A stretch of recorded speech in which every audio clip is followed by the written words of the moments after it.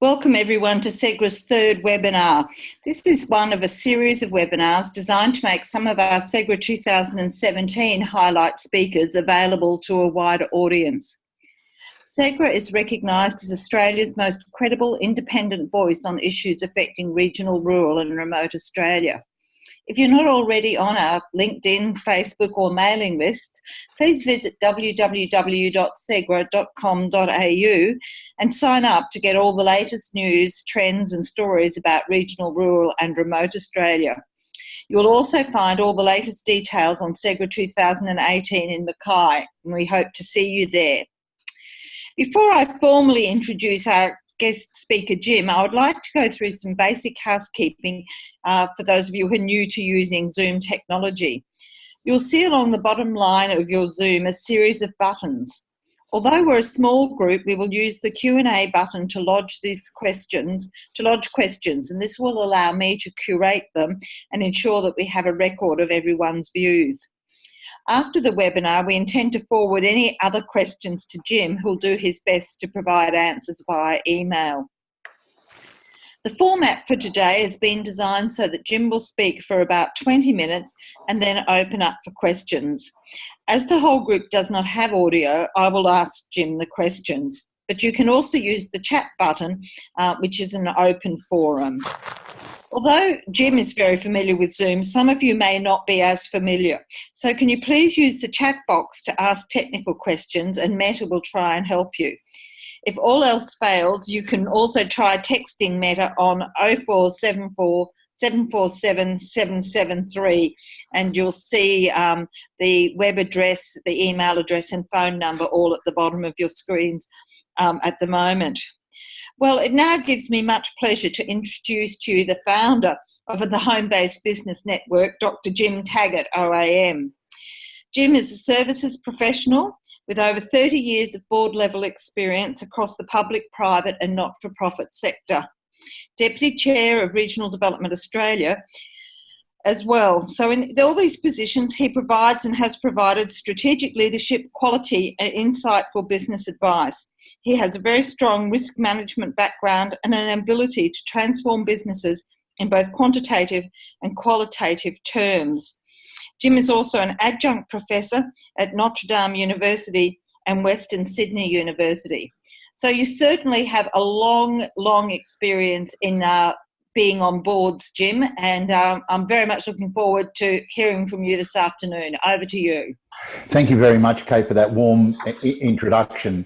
And may I compliment you first and foremost on the great work that SEGRA does in trying to build sustainable communities throughout Australia. You are the leading personality, both personally and also at an organisational level in this area, and I compliment you on your continued thrust in trying to take those communities and build them better socially, politically, spiritually, and just as communities. So I just wanted to say that publicly. I don't get much opportunity to say that, but your work never goes unnoticed. So thank you, and I mean that sincerely.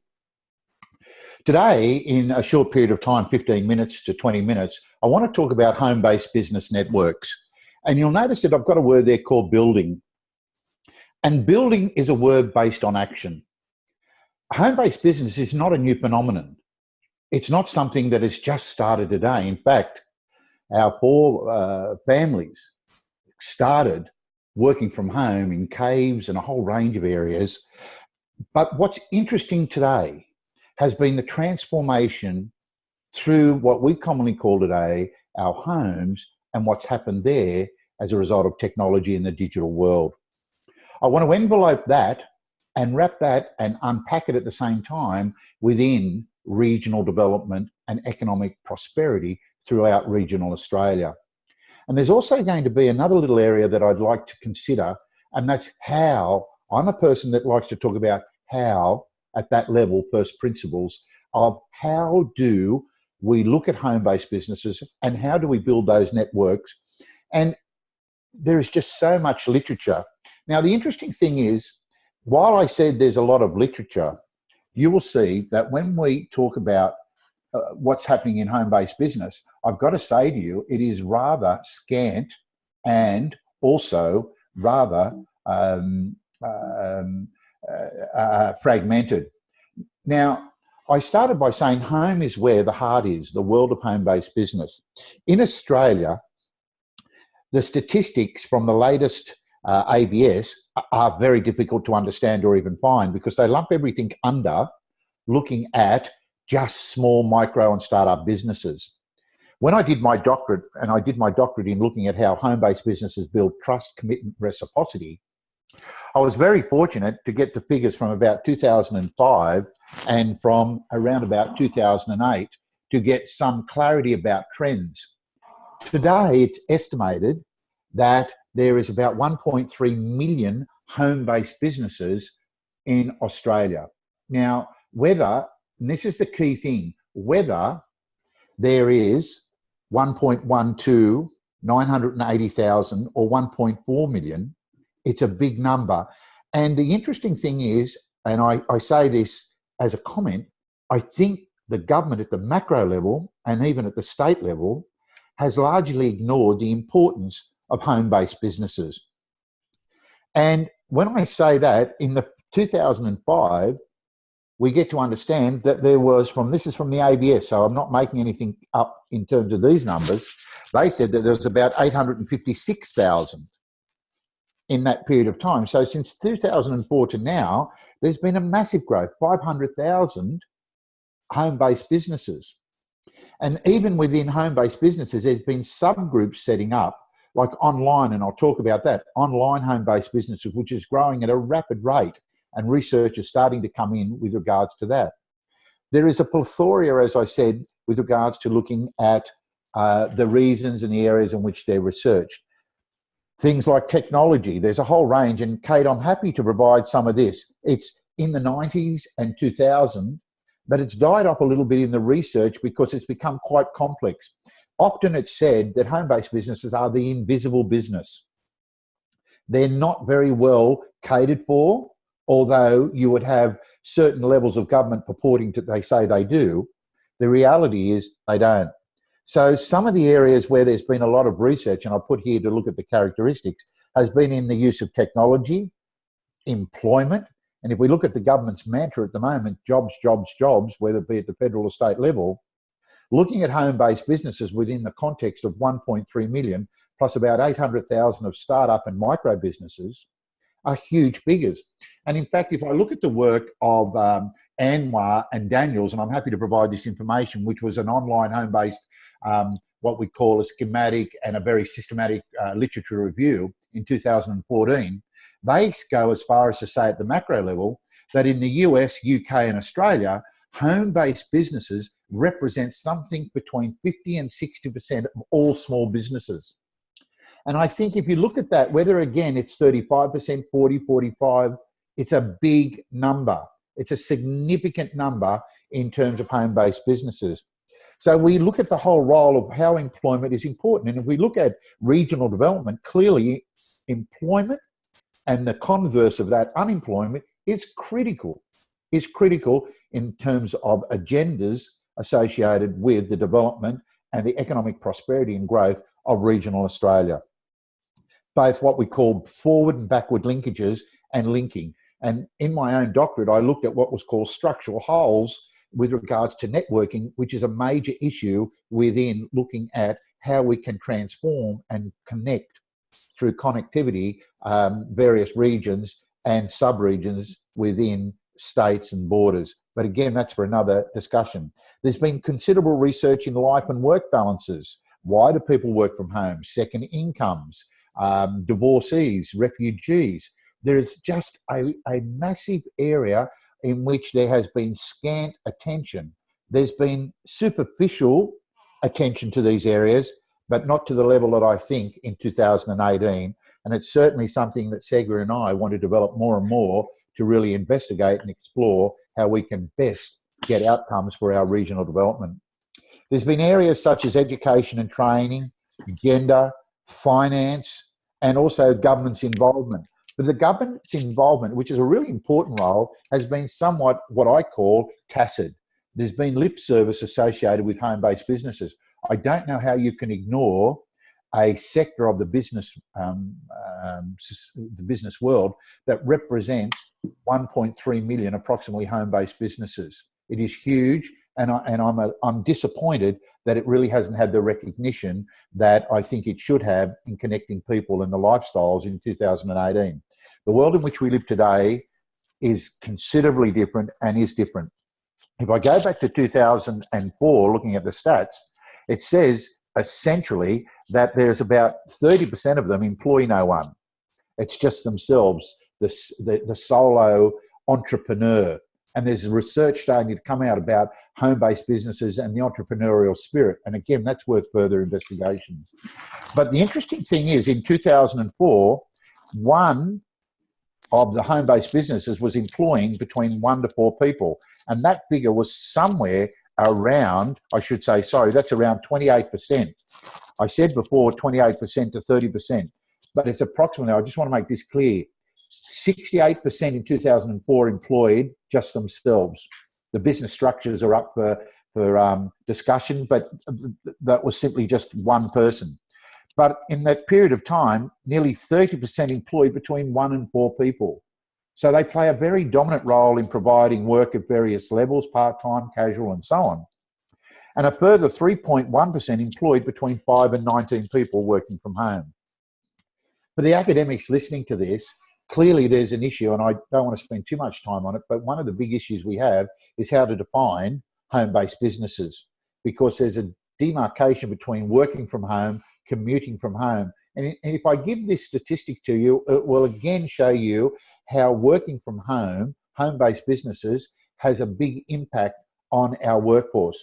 In any 1 week, it is estimated in 2018 that approximately 5.7 million people will work from home in some capacity. That is enormous. But I want to just illustrate the point when we talk about the characteristics of home-based business. There is a whole range of areas that need to be explored, and one of them is an operational definition. And when I did my studies, I clearly said those who work from home, critical as a broad definition. So the first part that I wanted to talk about is just looking at those stats with regards to how large home-based businesses are. And one of the interesting things coming back, more and more people are working from home in a different capacity. It's also estimated that approximately 23% of the Australian workforce who are employed have an online or business working from home in addition to their full-time employment.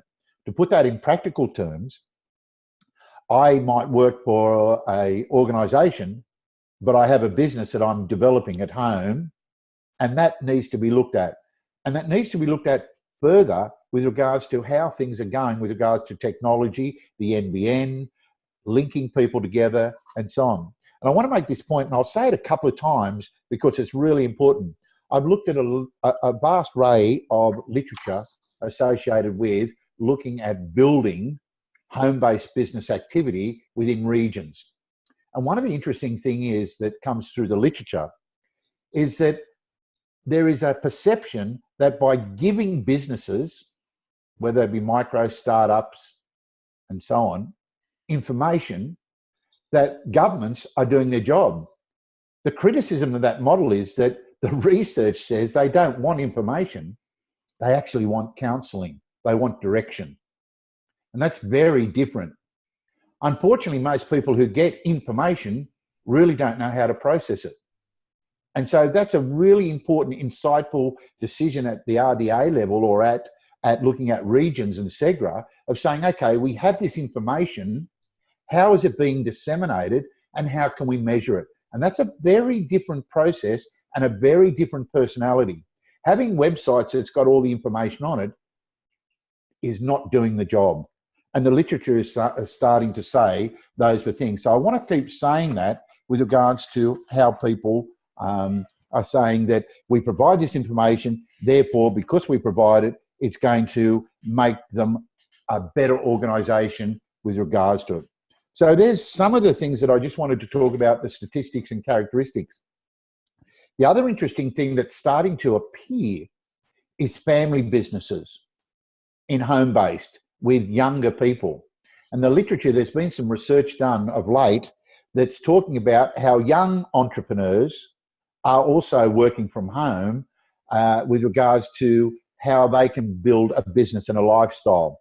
And the move away from this rigid notion of a 9-to-5 mentality is really taking on a very different outcome in today's time frame. And I think that's very important to look at. So the takeout with regards to statistics and characteristics is in particular centered around the statistics. It's a big market. It's a big market at all cohort levels, particularly where retrenchment. And it's also a very big growing market because of freelancers, the Amazons of this world, the whole range of other people who are only taking on short projects. Now, I'm giving you that because that's starting to paint the Rembrandt. That's starting to paint the Mona Lisa. So we get some understanding of what's being done or said with regards to the statistics and characteristics of... So, Jim, can I interrupt you there? By all means. I'd just be really interested to know with if there's any research on the number of people who are home-based businesses because of the gig economy rather than from selection. Excellent question. No, there's not. Sorry, let me say this.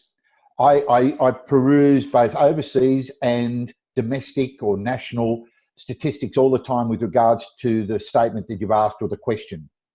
You see, this is a very poorly explored market, and I'm really trying to say to people, we need to get more fair income. If we understand the severity and the size of this market, and we're getting lip service, lack of grants, lack of understanding this growing market, then clearly we need to get a bit more fair income. That's really what I'm trying to say. And I'm trying to wrap it in a conversation. Your question's a very good one. There's an article, if people want to have a look, if I might say this to you, it's called Online Home-Based Businesses, a systematic review of future research agenda. And I'll send this through to you because I know people might want to take it down. It was by people just recently in 2014 by Anwar Navid and Elizabeth Daniel. And here's the point they're saying. With online businesses, they represent one of the fastest growing sectors within the home base. So home-based businesses are a very important broad church, but within that, we're now getting growth within online businesses, what you're talking about, the gig economies and all of those things. And when we talk about the structural breakdown of work per se, you've got this growth of people being freelancers, and there's a whole range of HR implications and so on. So sorry, I interrupted you. No, it's an excellent question. It's a really excellent, and I'm really trying to say, and this is what you and I are going to explore together, and we've spoken very briefly, but one where we're going to do this, we need to be going to the governments and saying, hey, if jobs are an important part, and job creation, stability, and giving a socio-economic benefit and so on to the Australian people, then clearly we need to investigate this more and come with a more robust framework on how we can do it. I wanted to paint the picture, as I said, the Mona Lisa, by saying this is what's being said. And I could go on for hours about characteristics and become more granular. But the takeout at this point in time, after about 9 to 12 minutes, is to say this is poorly understood, this world, and yet, ironically, it can make up to some 50 to 60% of all businesses, both in Australia and overseas. What are we doing about it? And we're doing very little. And the research that's coming out, while I respect it academically, and I can say this, it's been extremely fragmented, and it, in my humble opinion, falls short of giving direction. As I said to you before, there's considerable information, home-based businesses in the 90s, early 2000s, and a little bit now. So they're getting information, but they're not getting direction. And so people require business direction, as we all do, about how we do things. So if I can compliment you, that's a great question. The slide that I've put up now is what can we learn from this business sector, or this segment to be quite exact. And that's, I always ask, well, you've been speaking for some time, Jim, what can you tell us? What can you do? So from a regional point of view, and again, I want to challenge people, as I said to you, What has organisations done at the regional level to foster growth within home-based businesses? You see, many of them, from my anecdotal work, and I did what was called mixed methods. I looked at two paradigms. I looked at qualitative, then quantitative, and I used the mixed methods to try and give the world of home-based businesses. Many of them that I did through my snowballing technique said, Jim, we don't want to talk too much about what we're doing because councils are going to close us down. Neighbours are going to complain. All of this, and we need this second income or this income if they're single parents or whatever the case is. And so you've got these really constrained type of things associated with working from home or operating from home. And so there's a common criticism amongst much of the research that it's very difficult for them to work freely and so on. Now, there's a lot of, these are broad generalizations, but they're things that need to be addressed. You can only understand and make something important if you understand the metrics associated with them. And with the change in the gig economy, the change in work-life balances, the change in work, part-time, casualisation and so on, clearly we need to address this more. And that's what you and I want to do. And we want people who are listening to this to seriously think about a number of things. One of the biggest things that a number of home-based businesses and smaller micro businesses say about regional development to me is that they often do not know that certain contracts and certain things are out there. They've been bypassed. And so for me, again, I think that there needs to, at the organisational level, people and organisations that say, okay, for example, in 2010, there were 68,000 known home-based businesses in Western Australia. Now, that's a big cohort. 68,000 people work from home. That's an official statistic. So my question to the Western Australian people listening and to the Western Australian government is, and it's not criticism, it's just one of observation, is what are you doing about it? Do they play an important role? And they put in tax returns. They buy resources in the town. And so the economists listening can understand the multiplier effect. And I often say to people, that's the multiplier going forward. And there's statistics about sales and products and so on. There's some stats done by a person called Stranger from the University of Adelaide in South Australia. A very good study about the importance and the contribution they make to GDP and regional GDP. And again, I could talk about that at a later date and it's significant. One of the interesting things, as I say, is coming back to looking at networking within this whole regional development. And one of the things that we need to look at is how do we reduce what's called structural holes.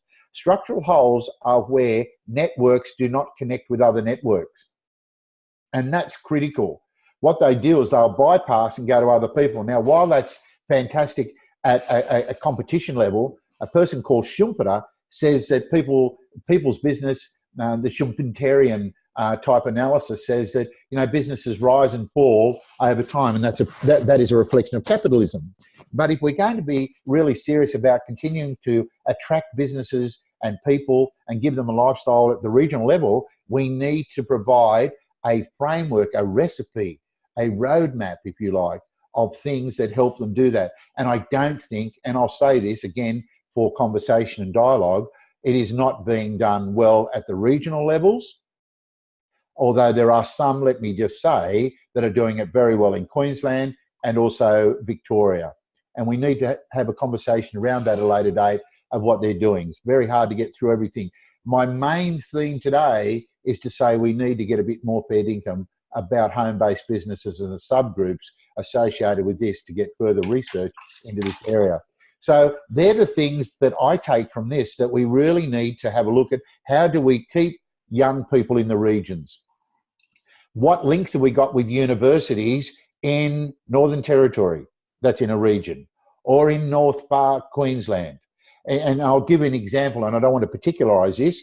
How is James Cook University, for example, making links to keep young people there? How is business linking with that university to do that? How is that university linking with business and business with them to do that? Who is in the tent, so to speak, to bring those things about and create jobs? What courses are being done and a whole range of things. So each area that I'm talking about needs further analysis and further dialogue and interaction between people. So I'm really, there's a lot of take out there with regards to how do they do that, rather than simply provide stuff on a website that, quite honestly, is very difficult. The literature talks about people who work from home being very time poor, particularly trying to get a work-life balance with children, study, their involvement in the community. So how are we doing these things to help them move along?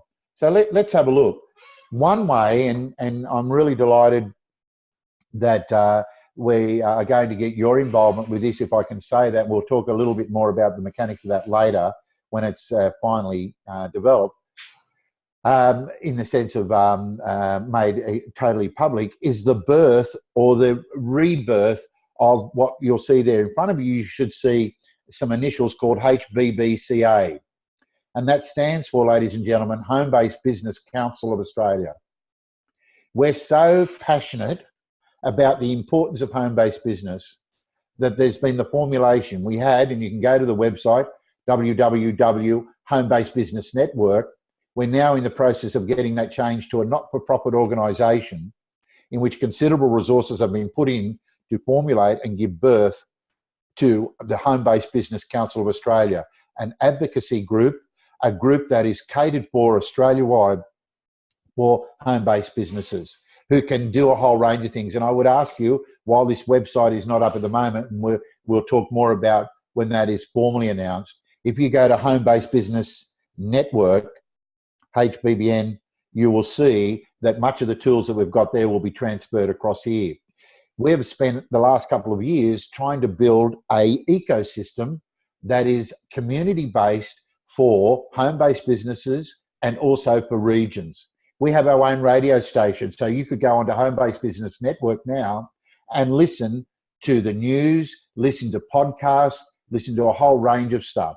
So we're very, very excited with regards to how that plays out with our groups. We want more and more people to join. There is a joining fee. I think it's $5 a month or something like that. The details we're just trying to think about. We've had sponsors who continue to support this particular and exciting concept. We have bench players, and we call them bench coaches, who help our members free of charge with a whole range of things in accounting, legal, management, and so on. And you can click on and get that response there. So have a look at the website, Home-Based Business Network. It won't be there much longer, but it will give you an insight into what we've been trying to do in a very difficult world, but one that we're getting closer and closer of refining and defining, that will help more and more of you and more at the regional level bring together those groups of people that will help them with job creation, job enhancement, and the flow of information. It's really important that not only, as I said to you before, they get the information, but clearly how they interpret and internalize that to get outcomes. And most people network, and I could spend lots of time on that, that's my forte, is in social groupings, whether they be chambers of commerce, whether they be at conferences, whether they do them. Their networking, which is a verb, is done within a social context. So how do you do that? How do you reinforce and do that? So I'm saying to everyone, please have a look at Home-Based Business Network. It's the first in the world that we know of, and it's a world in which it tries to cater for the needs of home-based business.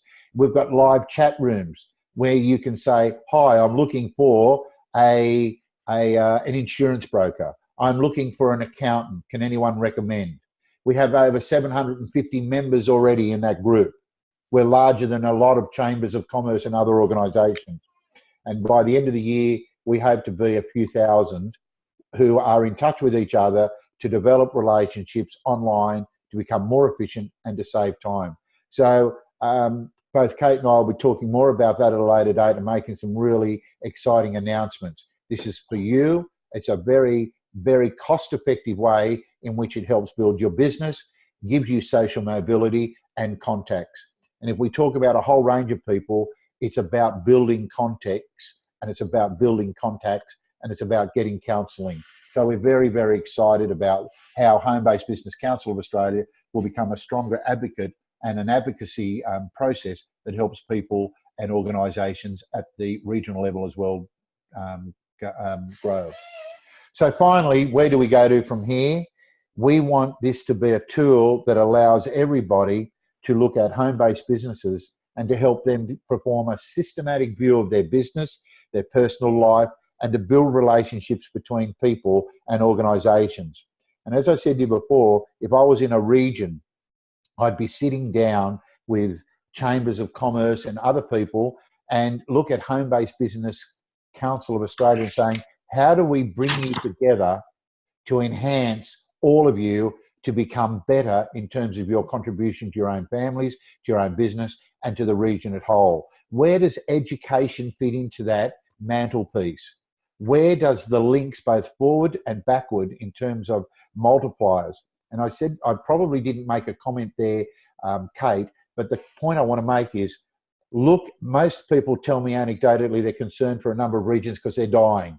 And when I say that, young people are leaving, this is happening, they're missing the infrastructural development and so on. Well, here's an opportunity of really flagging, how do we get economies of scale? How do we get all those economic metrics to can give life, breathe life into the regions to do that? What are we good at? And one of the terms that we talk about in economics, and I've taught economics at all levels, is comparative advantage. We understand that, absolute and comparative advantage. What the literature talks about, and I just want to leave you with this thought, and it's a really good thought. Where to from here? It's not called comparative advantage, it's called collaborative advantage. And that's a very different literature and a very different thought process associated with what we can talk about. And that really makes me start to think about, there is a real lack, and I'd be interested in people to challenge me, but you know, there's a really good book, and I'll give that call, and this chapter in particular, the collaborative steering dilemma of looking at network-based development by Roger Norman. And I'll give these details to you, Kate, but they basically say there's a lack of real regional development strategy. There's a lot of talk, but when push comes to shove, the resources aren't really there at the government level. And just to conclude, let me say, if you get a chance to look at that book, then I think you would be really excited to look at that. Yeah, it's by Hans Christian Garman and Johansson and Richard Ennels. And they've got 16 chapters that look at perspectives, sociological, economic, spiritual, and so on. And they look at all reflected around collaboration. So what regions need to be doing is looking at what we call not comparative advantage, but collaborative advantage. How do we get those players in our region to work together to get collaborative advantage and to build a more vibrant regional development in Australia? So I'd like to leave it there, and I hope that that's given you an insight into looking at one of the fastest growing and biggest areas of small business in Australia and in fact overseas, and that is looking at home-based businesses. Thank you very much, Jim. That was most edifying, but particularly exciting in terms of the opportunities to engage people in the regions to advance regional economic development. I'm conscious of the time. We're about to run out of our webinar meeting time, but if you could send me the literature references, I'll forward them on to people and they'll be up on our website. You can also access our earlier webinars by visiting segra.com.au, go to latest news and click on webinars, and you'll be able to hear this one there shortly. Thank you very much again, Jim, and I look forward to seeing you at SEGRA. Thank you very much, and good afternoon. Thank you so much, Kate. Thank you.